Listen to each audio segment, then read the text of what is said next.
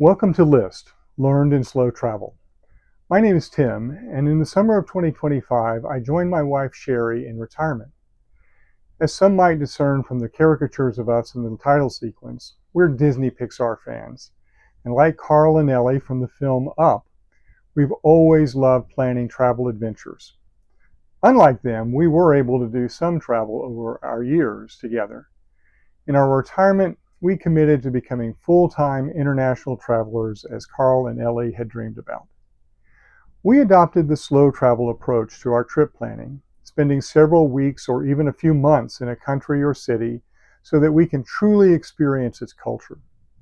As we were getting started, we learned a good bit from expat social media groups and travel videos. We began sharing our experiences with an extended network of personal and professional friends on social media. Most of the time, these were posts with a couple of pictures and every few weeks a video focused on a specific place or topic. What we have noticed, however, is that between expat groups and travel bloggers, there is something of a gap in information, specifically about slow travel.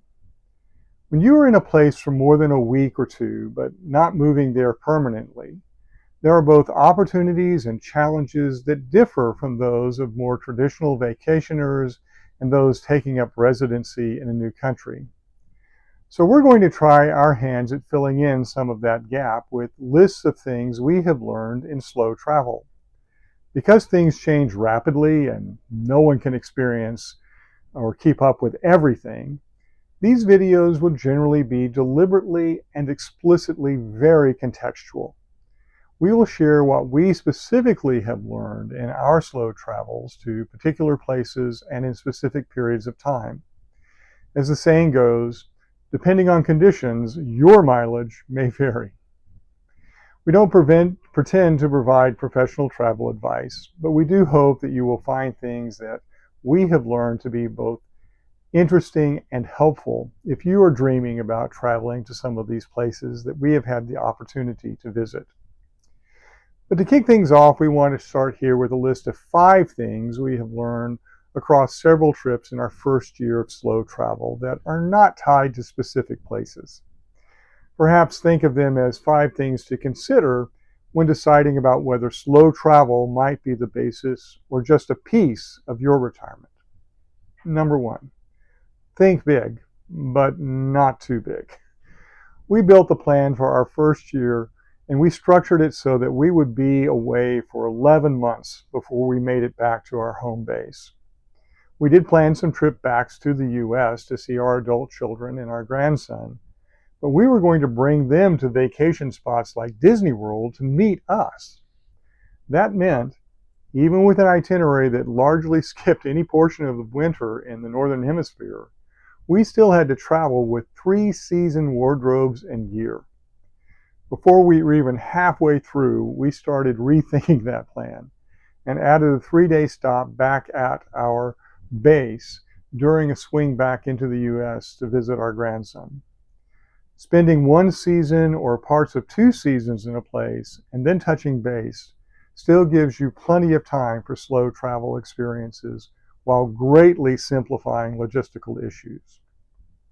Now, one specific logistical issue leads to the next point in this list. Number 2, slow travel is a square peg in the round hole of international cellular phone plans. Among expats, one of the hottest discussions is about how to keep a US-based cellular phone number, which is increasingly necessary for financial and other business that requires 2-factor authentication. Most US companies will limit or even discontinue your service if you are primarily using it internationally. But so far, the only company we have found that offers to let you use a US number indefinitely for a true global nomad plan is both quite new and has some serious questions surrounding its business model. We don't have a fully satisfactory answer to this problem. What we have learned is that you want to be sure your phones are unlocked and support a secondary eSIM for data only. If that last sentence might as well have been in a foreign language to you, well, that's your homework assignment. Number 3, Consider cruises as potential means of transportation and not just trips in themselves. This insight is especially true when your trip plans take you across an ocean. If you watch carefully and are flexible in your dates, you can find repositioning transatlantic cruises or segments of trans-Pacific cruises where the cruise costs are competitive with two business or first-class airfares and the lodging and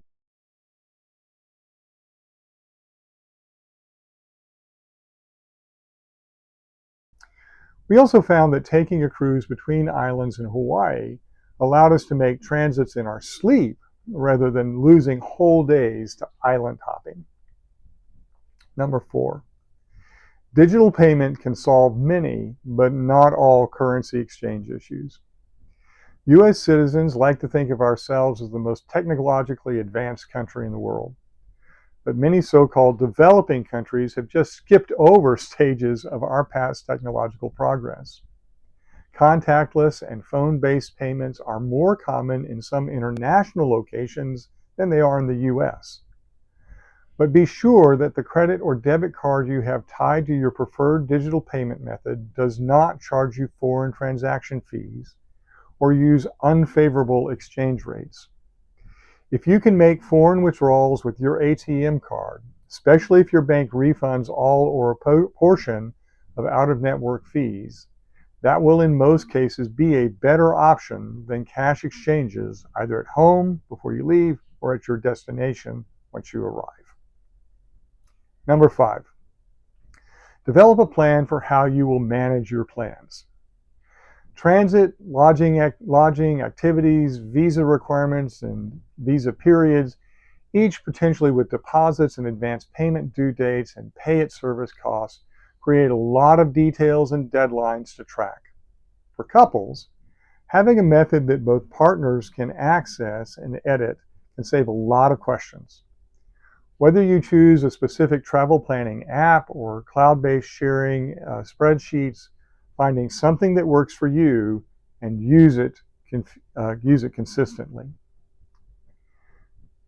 Future installments will return to some of these items in this list with things we've learned about them related to specific contexts.